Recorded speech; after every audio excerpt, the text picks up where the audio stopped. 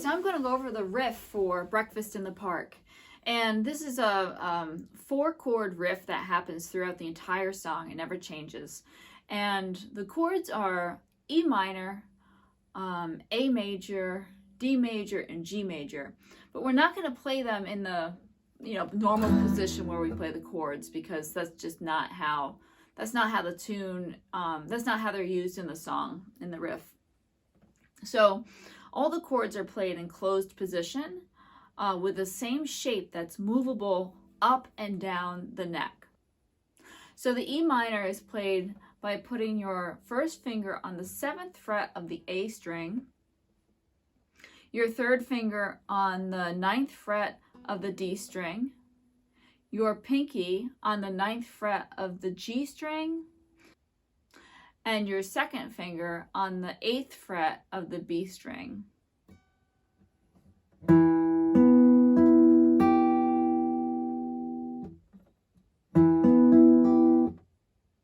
And the next chord is the A major chord, and we're going to take the same shape and move it to here,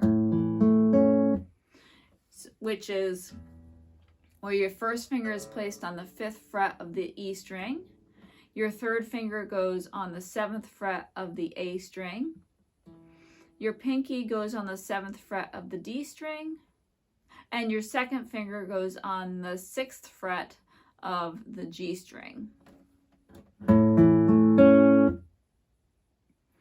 And for the next chord, the D major chord, we're going to move that same chord shape up the neck on the same strings to the 10th, 12th, and 11th fret.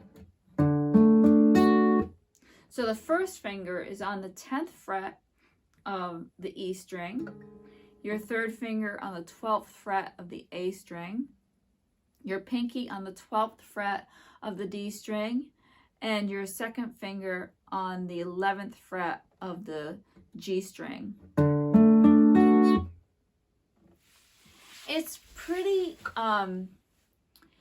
easy to find the 12th fret quickly on a guitar, because normally there is a different inlay on the guitar that shows a musician quickly where that 12th fret is. And see, on my guitar, it has 2 pearl inlay in the fretboard. An inlay means the design that's embedded in the fretboard. It's usually made out of mother of pearl. So this inlay on my guitar, the 2 dots, indicates to me quickly where I can find that 12th fret. I also have dots on the side of my guitar, which help as a quick reference point for the 3, 5, 7, 9, and 12th frets on the guitar. And the next chord after the D major chord is the G major chord, and we're going to take that same chord shape and just move it down on the same strings to the 3rd fret, the 5th fret, and the 4th fret. Your first finger is going to go on the 3rd fret of the E string, your 3rd finger on the 5th fret of the A string, your pinky on the 5th fret of the D string, and your 2nd finger on the 4th fret of the G string.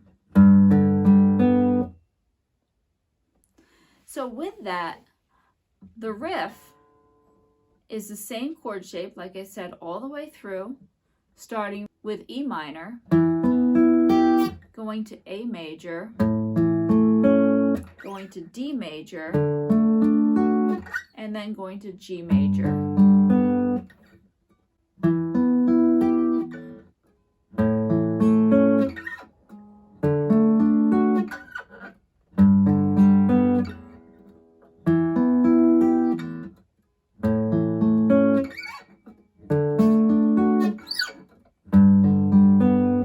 It doesn't change. It stays the same all the way through.